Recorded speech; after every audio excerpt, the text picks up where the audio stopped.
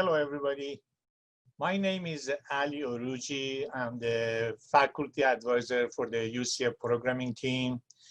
I work with 6 coaches in preparing the UCF student to go to various programming competition. The major one being the International Collegiate Programming Contest, or ICPC. Usually what we do at the beginning of fall semester, we have local contests to select team members, and then we practice to prepare for different contests. In previous years, the local contest was on campus, so it was in person. But this year, we have to do everything online, so including the orientation, the actual contest. So for orientation, we're going to do it in 2 parts. Part 1, just giving you some general idea how everything works. Then the coaches will do part 2 that gives you all the details of logging and everything else. For the competition, you need to register so we can set up things. Here is the website you need to register. Next slide will show that we're going to run several contests to select team members because it is online, it is not in person. But the important thing is you need to register only 1 time. Even though you are competing 3-4 times before we select team members, you register only 1 time. Once you register, the registration will ask you for your NIGHTS email address to make sure you are a UCF student. And then we will send you the login information to participate in the contest. So what we're going to do this year, on Saturday, August 29, we will have what we call practice local contest. This is just to give everybody an idea how everything works. And also, since we are doing the contest remotely for the first time, and there may be some system issues. So this practice contest is also an opportunity for coaches to iron out everything so the actual contest will go well. Then on Saturday, September 5th, we have what we call a round 1. And based on this competition, we will select roughly 30 students to advance to final round. And then on Saturday, September 12th, we have what we call a round 1B, and we select roughly another 30 students to send to final round. So the objective is to have roughly 60 students for the final round. Now, if you qualify from round 1A for final round, you do not have to participate in round 1B, but you are welcome to participate if you want to practice. But again, you do not have to. And again, the objective is to have roughly 60 students in final round. Now, we have to make sure we have enough candidates for junior varsity as well in final round. So after round 1A and round 1B, if we see there are not enough junior varsity prospect for final round, we will go down on the score sheets for round 1A and 1B and advance some more junior varsity for the final round. And the final round will be limited to those 60 or 60-something students. It's not for everybody anymore. Round 1A and 1B is for all UCF students. Final round on Saturday, September 19, are only students who advance from either round 1A or round 1B. Now, some of you may know the history of a programming team at UCF. We are very, very proud of our students. They have done extremely well in programming competition. Just as an example, for the last 38 years, and they have finished in top 3 in Southeast. Southeast are, there are 5 states in Southeast, and there are usually 120 teams competing. And our students are the only group of students that have always finished in top 3 in the region. No other university has done that. And our students, they were North America champion in 2018, and that is USA and Canada. And the reason for success, of course, number one is talented and committed students. They are willing to put the time and effort to excel and do great jobs. But also, we are really fortunate to have a good group of coaches training the students and preparing for the contest. So if you are willing to put the time and effort, the coaches will teach you all the algorithms you need to know and all the contest strategy. So you will become a great problem solver and a great programmer. So you're going to succeed in the competition, but also you'll be very successful when you look for an internship or full-time job. And of course, the plan for this year is continue the record we have and continue the streak. I mentioned we have 6 coaches. You're going to meet them later on. Usually when we have the contest on campus, they are there to say hello to everybody and answer questions. But this year, local contest is online, so you will meet them later, hopefully through Zoom meeting and various means. We have Jim Geis, Chris Googe, Arup Guha, Glenn Martin, Travis Mead, and Tom Fan. I mentioned we have 6 coaches who train the team. And you see the experience of all these 6 coaches combined. They have over 100 years of experience. And repeating myself, what I mentioned earlier, if you are willing to put the time and effort, they're going to teach you all the algorithms you need to know and all contest strategy to be a great problem solver and a great programmer. Again, it's not just for the contest. You'll be very successful in finding internships and full-time job with very high salaries. So the way the contest works, you get a bunch of problems, usually 8 to 12 problems, and you have your own computer. And the ICPC, the main contest is 5 hours, and our final round will be 5 hours. But the round 1A and 1B will be shorter because that's just qualifying for the final round. And the way the contest works, the person that solves the most wins. But there may be the case that several people finish the same number of problems. Then there is a penalty system to break the tie. And I will explain this later on. So you're going to get like 8, 10 problems. You will have a separate file for each problem. Each problem has a name. Let's say there is a problem called graph. So if you're using C language, you would have graph.c. If you're using Java, it would be graph.java, and so forth. But you will have a separate file for each problem. And you write solutions and you test it. And if you are reading the problems and there are ambiguities, you can ask questions and the coaches will answer questions. And once you are happy with your solution to a problem, you can submit it for the coaches to judge it. I mentioned there is a video too that will explain all the details of submissions and other system matters. At any rate, when you are comfortable with your solution, you submit it to the coaches to check it.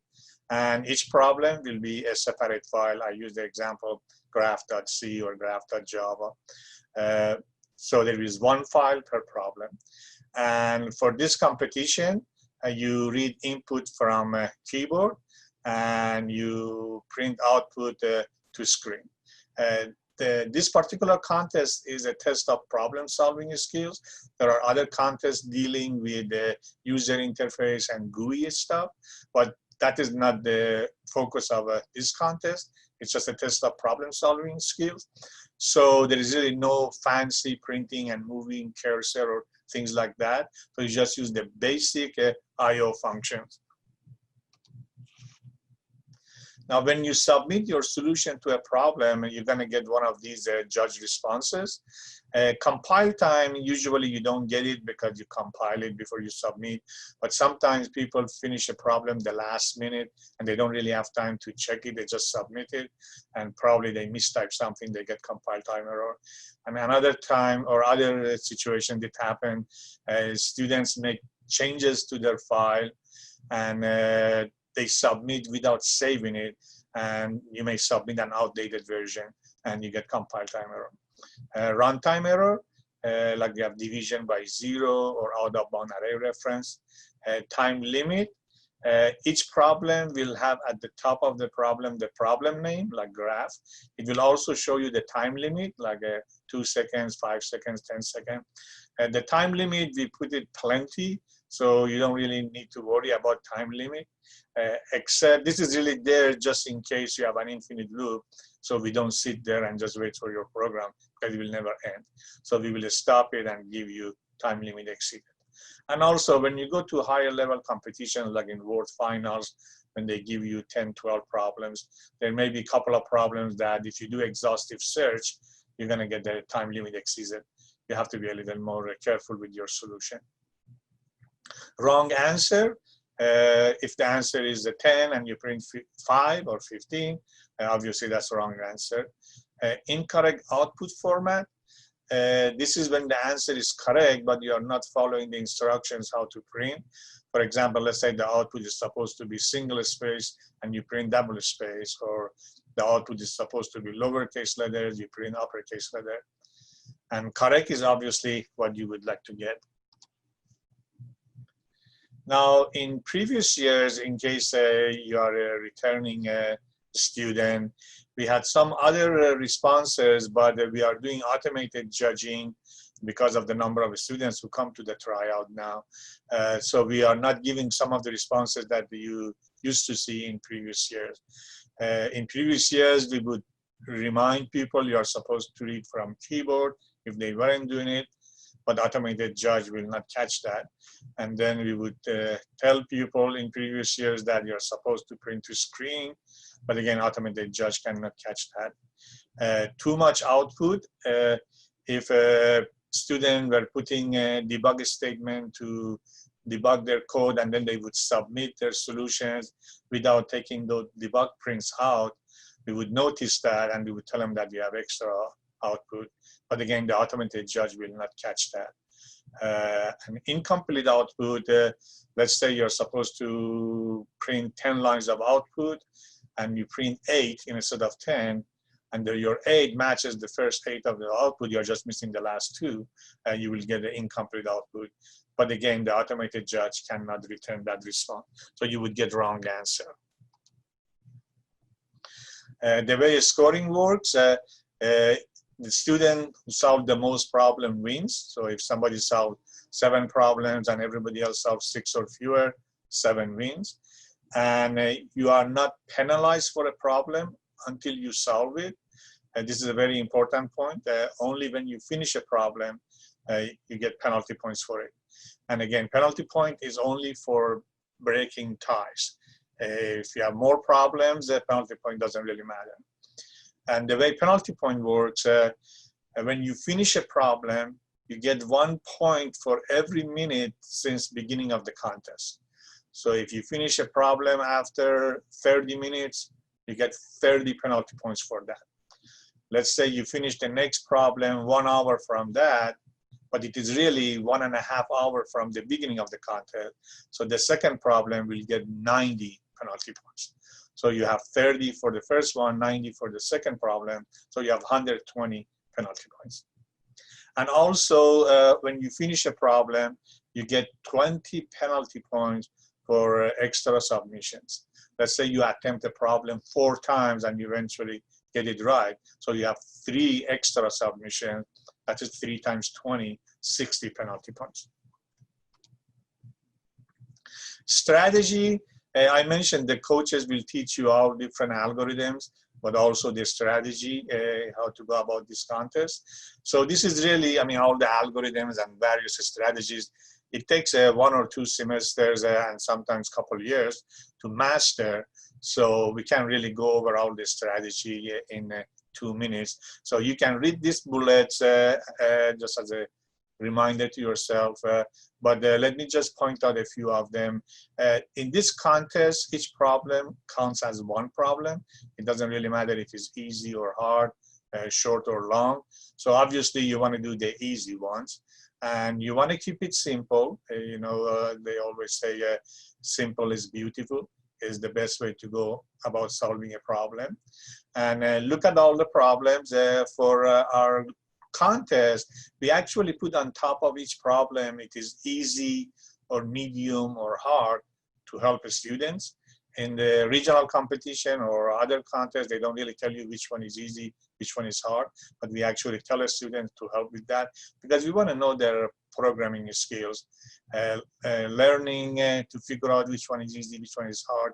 The coaches will teach you all of that. But you do want to look at all the problems, and you need to read the problem carefully so you don't miss points, and then come up with a solution, code it, and then you realize, oh man, you missed something, and now you have to completely rewrite it. And you want to test your program.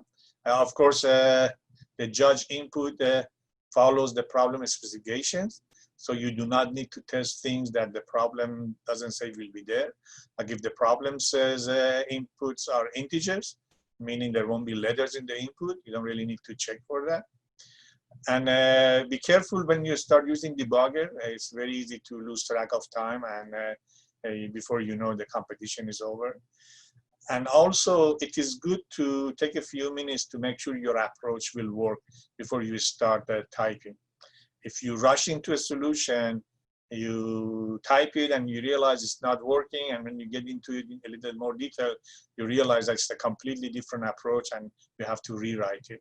So it's good to take extra time to make sure your approach works.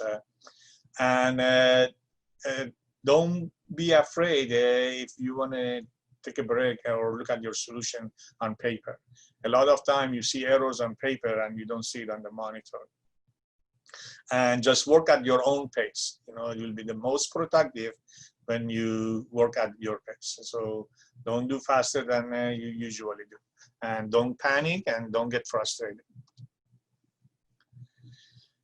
For the practice contest, we're gonna use old problems, but for the real contest, the qualifying 1A and 1B and final round, those will be all new problems. So it will be very fair contest. For practice contest, since it is just practice, there's really no reason to spend another month preparing problems for it. So the coaches, they use old problems. So what that means is some students have seen these problems and they have already solved them. And so they're gonna solve them very quickly, maybe in half an hour they finish it. But you don't really have to worry. The objective is to practice. If you solve 1 or 2, that is really good. And the coaches will actually leave the practice site open for a few days. So if you don't get to finish some of them, you can keep on working. Or if some students find out about the practice after the day of practice, which is August 29, let's say somebody hears about it on 30th or 31st, they can still have an opportunity to practice. Now, after the final round, I mentioned we have roughly 60 or so advancing to final round. Based on final round, the coaches will look at the result of final round and may take up to 40 students for the next stage. Since it is online, there is a very good chance the coaches may decide to talk to those who did well, just to see their knowledge of different algorithms and so forth. Of course, if we do need to chat with you, it has to be online. We'll be on Zoom or something. It won't be in person. But the students we select, we need your phone number so we can communicate with you and so forth. And usually the coaches form 2 groups, a varsity and junior varsity. But there was a couple times that there was like 3 different levels of skills. So a student and the coaches decided to have 3 groups instead of 2 groups. But usually we have varsity and junior varsity. And Of course, the team members will practice. That's how you do well in the contest. But everyone is welcome to our practices. And of course, this year, practices will have to be online. So if you don't make it to the team and you want to practice so you get better and make it to the team next year, or you just want to practice to improve your problem solving skills, after final round is over, which is in September, so please wait until final round is over. You can send us an email saying, add me to your email list. So anytime we send an email saying we are practicing this time and time, you will get those emails, and anytime you can join us, you are welcome to join us. Now, the purpose of the competition is to select team members, so you are supposed to work as individual. So you are not really supposed to, you are not supposed to help each other. We may have to register everybody into ICPC database. We are not sure if we need to do that, but if we do it, you may get an email from them. So just giving you some heads up. And companies know about the UCF programming team and our record, so they know students trying for the team, they are really good. So companies may contact you for internship or full-time job. Of course, if you are not interested, you just say no, thank you. And I mentioned the coaches will have another video, and that will give you all the details of how to submit and how to log in and different things. So it is extremely important to watch a video too as well. And good luck.